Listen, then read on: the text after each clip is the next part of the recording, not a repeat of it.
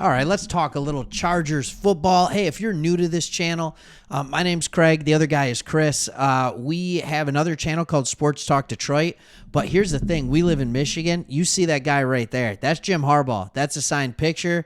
I love Michigan football. So we're like, you know what? We're going to follow Jim Harbaugh to the beautiful Powder Blues I almost said San Diego, in LA, but we know we got a lot of San Diego people listening to this. Let's be honest with the Chargers. And so we have been covering this for a month. You guys have been awesome. So if you are not new to the channel, hit that subscribe button. We always love more subscribers. We want to build this channel as fast as we can. Otherwise, wait and see. Let's see what happens. All right, in this video, I want to talk about the best move the Chargers have made so far, and we're going to take some time getting there. This is going to kind of be a day one recap, but then we're going to end with the best. So if you don't want to talk about the recap, just fast forward to like probably the 5 or so minute mark. I don't know. I'm a minute in right now. So let's see what that looks like. I might get to it a little faster. We'll see.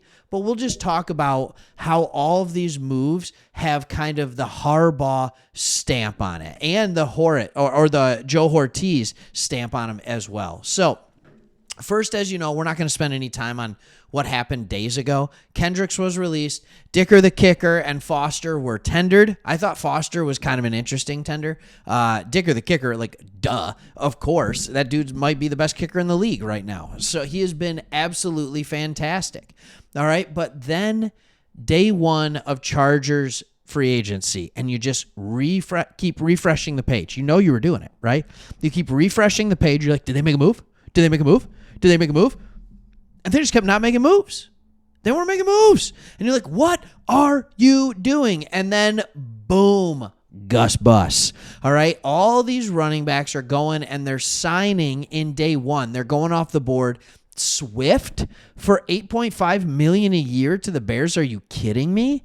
And then you have Josh Jacobs to the Packers, 4 years, $48 million. Like, people are overpaying for running backs. And then you guys come in and you get Gus Bus, and you sit here with a 2-year, $6.5 million deal, all right, with exactly half of it guaranteed. So if you're a smart team, you put that full half a year or that full guarantee in the first year of the contract. It's a little more than half.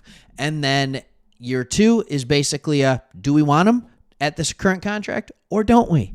Because he's not young. All right. Gus Edwards is 28. He will be 29 by the time the season starts. And all he is a big 240-pound bruising back that just knows how to get touchdowns. Now, I still expect you fully to draft another running back in the draft, but this is your power back. This is a Harbaugh guy, because what Harbaugh wants to do is he wants to run the football with consistency downhill. The old Bo Schembechler, 4 yards in a cloud of dust days. That's what we are bringing to the West Coast, because if you can't run well, you can't do anything well. Yes, there are absolutely weapons, and they should get weapons. And that is something I hope Harbaugh realizes his teams haven't had in the past, is just elite weapons. So that could take the offense to another level. But Gus Edwards is a value signing at running back that quite simply makes sense. And if you want to be a team that runs the ball well, then you also need to go out and get people that can block well. So they let go of Everett. I don't remember where he signed as a tight end, and he was a fun tight end to watch. And you know that, but it always felt like kind of underachieved. And they go out and they get Will Disley. All right, Will Disley to a 3-year, $14 million deal with $10 million in guarantees. That's a high guarantee number. All right, now, could he be the only starting tight end? Yes. All right, he's not fast. He's not explosive. All right, but he has good size. He has really good size, and he is a fantastic blocker. He's a fantastic blocker. All right, so when you look at him via PFF, what you realize is like his receiving grade's fine. 17 catches on 19 targets. He was always a number 2 or number 3 option in the passing game for tight ends. for the Seahawks. But when you look down here, you see a guy, let me see if I can get that a little closer for you, that consistently had a good run block grade. And it's only gotten better as his career has gone on. This is a guy who's brought in here for a reason. It is to block for Gus Edwards. It is to block and then release for Herbert. This is a guy that is in here to do that, but also has enough ability to go out and catch the football. He's not running away from anybody.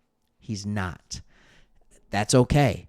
He doesn't need to be the guy who is going to run away from everybody. He needs to be the guy who's going to block. Now, we're at the 5:45 mark, and now I'm going to talk about what is the best move that you made in day one of free agency. Look, the team doesn't have a lot of money to spend. You're going to build through the draft. All right. And next year you can go out and do free agents too, because all those big contracts are coming off the books. But right now you have to decide, are we going to restructure? Are we going to release? Are we going to trade? And if it were me, I'd be trading for draft capital. That's just how I would do it. But here is the best thing that you did all day. You brought back safety Alohi Gilman. All right. Wow.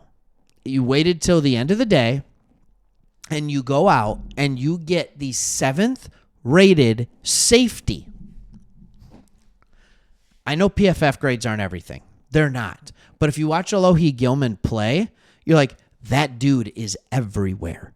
And that's because he is everywhere. 2 years, $11 million. What? That's cheap. C.J. Gardner-Johnson just went to the Eagles on a 3-year, $33 million deal. Xavier McKinney went like 4 years, 48, something like that, to the Pack. All right?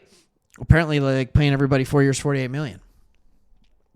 Alohi Gilman is young and has the ability to be that good. He's 26 years old. All right? Out of Notre Dame. He was drafted late, but look at these numbers. 96 pass rating against. That's not great, but he's good against the run. He's good in coverage. He's good overall. 56 tackles. Like a couple of picks. You pair him next to the man, Derwin James Jr., and all of a sudden you're like, oh man, we've got a really good back end going. And then if you end up keeping obviously you're going to keep Tui Pelotu, all right? And hopefully he probably ends up replacing Bosa or Mack this year. So you're going to maybe keep Bosa, maybe keep Mack. You're going to have Tui on the other side, so you're going to have a good defensive line. Asante Samuel Jr. is a serviceable starting corner. He is, all right? All of a sudden your defense is like, all right, this is something that coached well, which it will be. Now, all of a sudden, you're working on something that you're like, yeah, this is something we can work with. And this is a defense that can be good enough where Justin Herbert and the offense can kind of lead the way and save the day. That was your best signing, was someone that you re-signed. It just proves it doesn't always have to be pretty. It doesn't always have to be flashy. It just has to be right. All right, hope you enjoyed the move. Hope you enjoyed the show. Keep watching. See you on the next one. Like, subscribe, all that good stuff. See ya.